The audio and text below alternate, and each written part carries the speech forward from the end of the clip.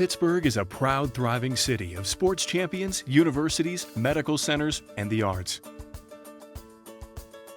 With a delicious local culinary scene that's being further enriched by food trucks. Meet 3 of these mobile entrepreneurs. I'm Lynn Zarnicki. I own the Pittsburgh pierogi truck. And we sell pierogies, stuffed cabbage, and halushki. I'm Tim Tobish from Franctuary, and this is the Franctuary food truck. My name's Brian Pekarsik. I'm the owner of BRG and Spoon. We just recently opened a food truck within the last few weeks. Customers love the food and experience Pittsburgh's food trucks have to offer. I really like that it's fast, affordable, and really convenient. I have customers literally jumping up and down for joy because they love pierogi so much and they are so excited to eat our food. Trucks are a great way for a small company to start out in the big world. They let people get their foot in the door. I really appreciate the mobile food truck scene because it takes an inactive space and it activates it. It's a pop-up community gathering spot. Franctuary has local beef, they get their food from local farms, and it's a local business that supports local people.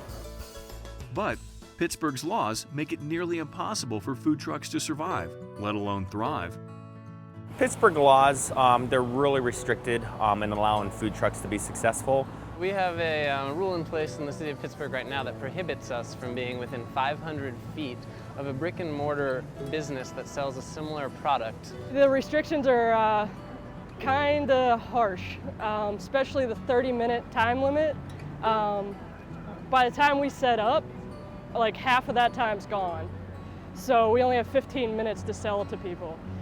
That's not really practical at all. It's such a bummer sometimes when you hear a food truck somewhere and then you make your way out there on your lunch break and then it had to leave because there's regulations against how long that they can stay in one spot. The metered spaces, that's hard because a lot of the spaces in Pittsburgh are metered. It pretty much takes out all of downtown. These seem to be designed to keep us from customers, and obviously if you have a food truck, you need customers to earn a living. We decided to open up a food truck because it's such a popular concept across the country.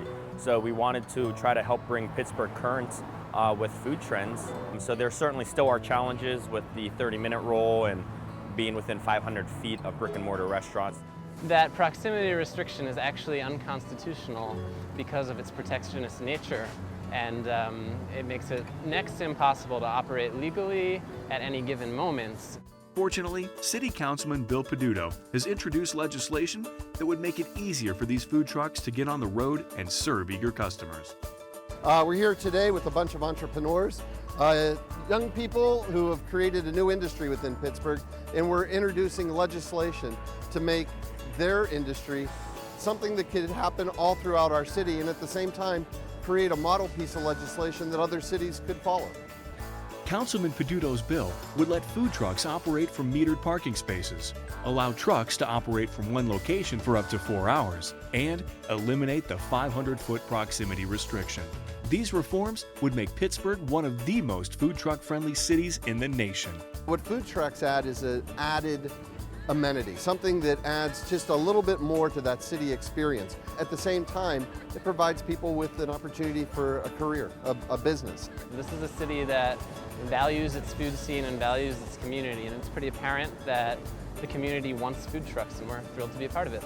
I would like to see the laws really loosen up and allow food trucks to be successful. I don't understand how the city can have laws in place that prevent us from competing. We need people to be really hungry for change, and they can do that by going to the website, calling their city council person, telling their friends about a petition, and generally helping us spread the word that Pittsburgh is right on the cusp of change for mobile food, and we want to see these things go through for a more vibrant, exciting food community in Pittsburgh.